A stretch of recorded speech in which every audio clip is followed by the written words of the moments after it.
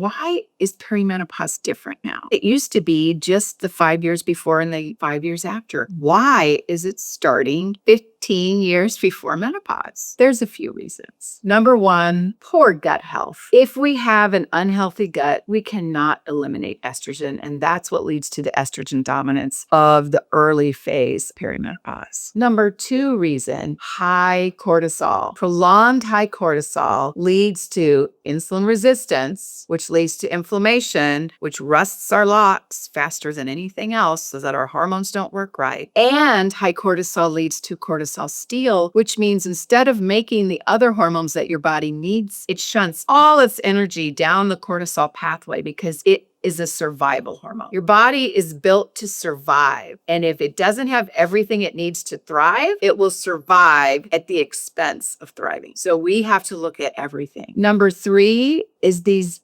estrogen mimicking hormones. Plastics has a ring structure, biochemically very similar key shape to estrogen. Petroleum-based products have the ring structure of the key very similar to estrogen. Organophosphates, these are things that are in pesticides, herbicides, and fertilizers, have a ring structure in its molecular structure that makes it look just enough like estrogen to trigger the estrogen pathway. And then these things build up in your body because you can't get rid of them. Your body doesn't know how to excrete them. And that is what is leading to this estrogen dominance phase that leads to this prolonged perimenopause syndrome, meaning it's the symptoms of perimenopause, even though you're nowhere near it. The problem is there's no test. There's no test traditional medicine orders to know if you're perimenopausal. If you go to your doctor and you have the symptoms of mood swings, cyclic, horrible symptoms that you're PMSing all the time, fatigue and brain fog, and you think it's your hormones, and your doctor says, well, are you still having periods? And you say, yeah, I get them about once a month. You know what they'll say? Well, it's not your hormones then, because if it were your hormones, you'd have your regular periods. Well, that's not true in phase one. You can have regular periods and still have massive estrogen dominance symptoms because of other things. And there's no blood test for estrogen and progesterone that's reliable because where you are in your cycle, when you're still cycling, your estrogen levels go from low to high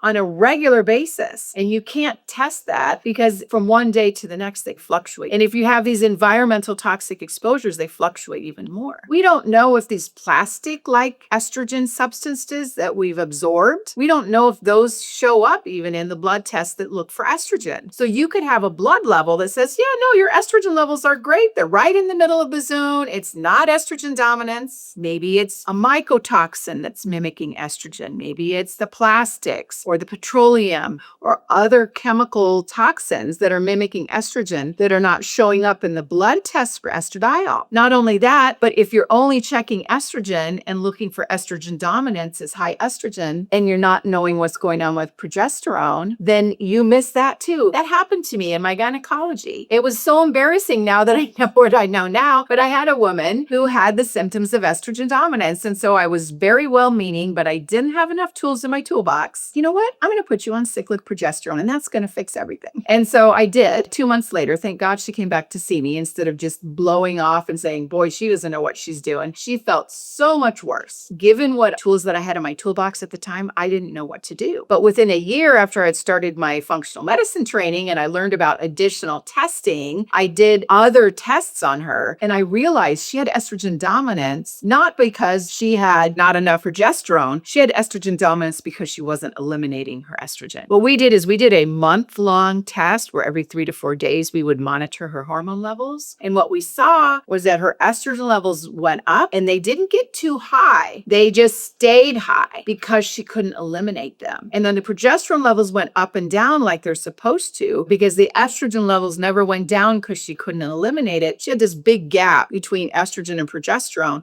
where she had estrogen dominance. So of course, giving her high progesterone didn't fix her. Now she just had high estrogen and high progesterone, so she felt worse. What she needed was gut therapy. We needed to rebalance her microbiome and help her detox system so that she could get rid of the estrogen that her body was naturally making. And once we did that, the estrogen dominance went away.